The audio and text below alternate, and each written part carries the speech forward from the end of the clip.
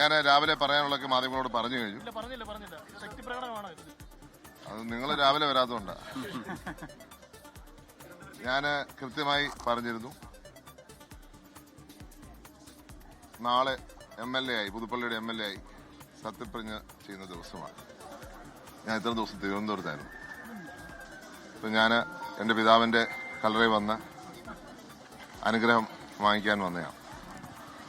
അപ്പം ഞാൻ തിരിച്ചു പോകുന്ന വഴിക്ക് ഒരു യാത്ര ആയി അത് മാറ്റി എന്ന് ഞാൻ കണ്ടു. ഒരു കാരണവശാലും അത് അംഗീകരിക്കുന്ന പ്രശ്നമില്ല.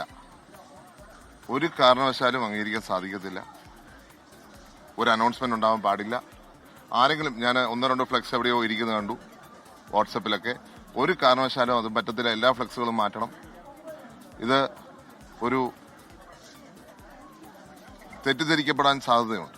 എനിക്ക് എൻ്റെ സഹോദരങ്ങളോട്, എന്നെ സ്നേഹിക്കുന്നവരോട് എനിക്ക് പറയാനുള്ളത്, നിങ്ങൾ ഒരിക്കലും ചെയ്യരുത്.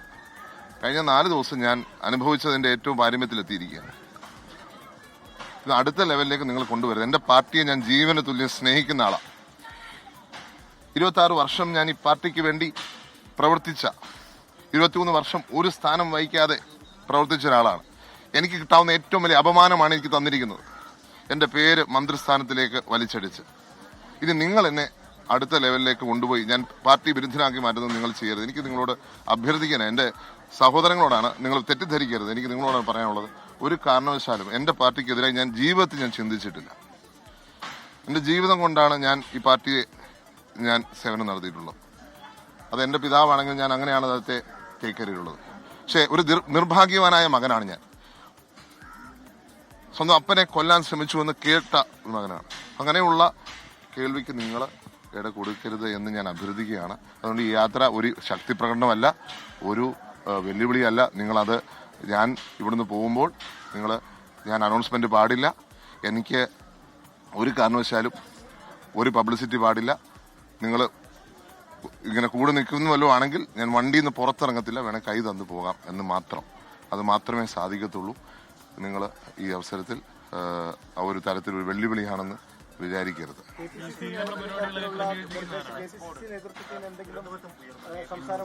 അങ്ങനെയുള്ള ഫ്ലെക്സ് ബോർഡുകളൊക്കെ മാറ്റണം.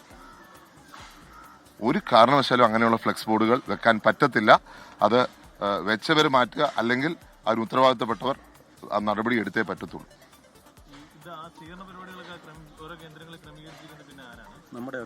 അത് അവർക്കേ അറിയത്തുള്ളൂ, ചെയ്തവർക്ക് അറിയാം.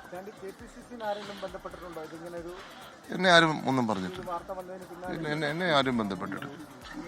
ഇന്നലെ ഇത്തരത്തിലൊരു ഫ്ലെക്സ് ഒരു വാട്സാപ്പിലല്ല ഒരു പോസ്റ്റർ പ്രചരിക്കുകയായിരുന്നു. ചാണ്ടി യാത്ര നടത്തുന്നു, തിരുവനന്തപുരത്തേക്ക് പോകുന്നു. അതിപ്പം ഞാൻ ഇവിടുന്ന് വരുന്നവർ അറിയാലോ, ഞാനിവിടെ വരുന്ന അറിയാലോ. ഇന്ന് ഞാൻ വൈകിട്ട് വന്ന് എനിക്ക് പോകേണ്ടത് അറിയാലോ. അതെന്റെ സഹപ്രവർത്തകർക്ക് എന്തായാലും അറിയാം. കൃത്യസമയമൊക്കെ ഏതാ പുതുപ്പള്ളിയിലൊക്കെ ഭൂരിപക്ഷത്തിൽ വിജയിച്ച് ചാണ്ടി മന്ത്രിയായി കാണണമെന്ന് പുതുപ്പള്ളിക്കാർക്കും ഒരുപാട് ആളുകൾക്കും ആഗ്രഹമുണ്ടായിരുന്നു. അതൊക്കെ പലരും നേരിട്ട് വന്ന് പറയുകയും ചെയ്തിട്ടുണ്ട്.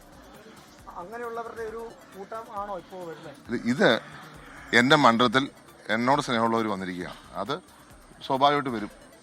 കാരണം ഇന്ന് ഞാൻ സത്യപ്രതിജ്ഞ ചെയ്യാൻ പോകുന്ന ദിവസമാണ്. അതിന് വരുന്നതിന് ഒരു തെറ്റും ഞാൻ കാണുന്നില്ല. അവർ വന്നാലും അത് സ്വാഭാവികമായിട്ടുള്ള ഒരു കാര്യമാണ്. എൻ്റെ മണ്ഡലത്തിൽ എൻ്റെ സഹപ്രവർത്തകരാണ്, എൻ്റെ ജനങ്ങളാണ്. അവർക്ക് ഒരുമിച്ച് നിൽക്കാനും വരാനും ഒക്കെയുള്ള സാഹചര്യമുണ്ട്.